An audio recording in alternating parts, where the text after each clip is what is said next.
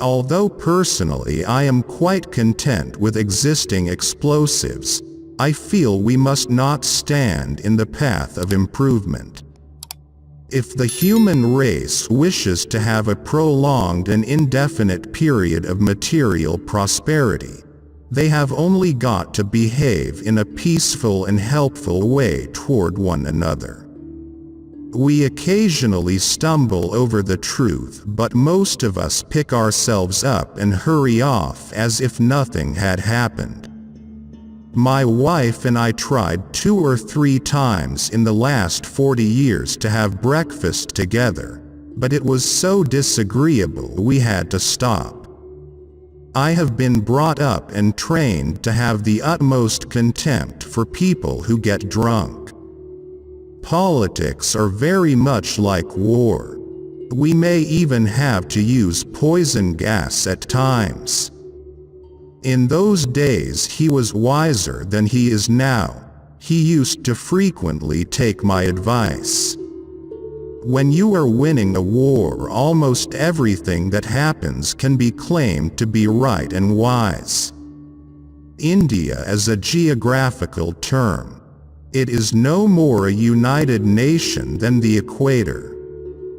Want of foresight, unwillingness to act when action would be simple and effective, lack of clear thinking, confusion of counsel until the emergency comes, until self-preservation strikes its jarring gong. These are the features which constitute the endless repetition of history.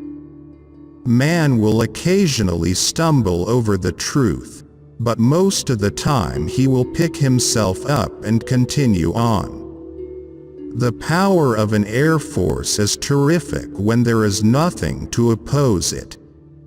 The British nation is unique in this respect. They are the only people who like to be told how bad things are, who like to be told the worst.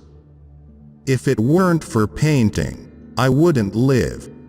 I couldn't bear the extra strain of things. Really, I feel less keen about the army every day. I think the church would suit me better. I am never going to have anything more to do with politics or politicians. When this war is over, I shall confine myself entirely to writing and painting. The short words are best, and the old words are the best of all. I always seem to get inspiration and renewed vitality by contact with this great novel land of yours which sticks up out of the Atlantic. The reserve of modern assertions is sometimes pushed to extremes, in which the fear of being contradicted leads the writer to strip himself of almost all sense and meaning. We are asking the nations of Europe, between whom rivers of blood have flowed, to forget the feuds of 1,000 years. If the Almighty were to rebuild the world and asked me for advice, I would have English channels round every country. And the atmosphere would be such that anything which attempted to fly would be set on fire.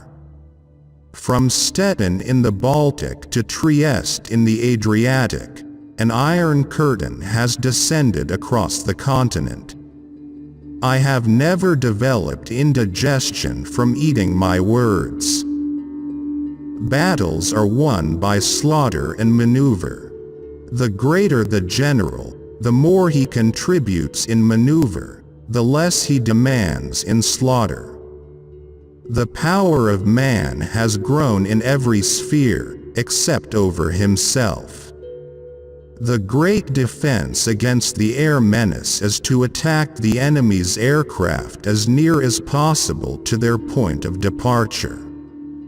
One does not leave a convivial party before closing time. These are not dark days. These are great days, the greatest days our country has ever lived. Although prepared for martyrdom, I preferred that it be postponed.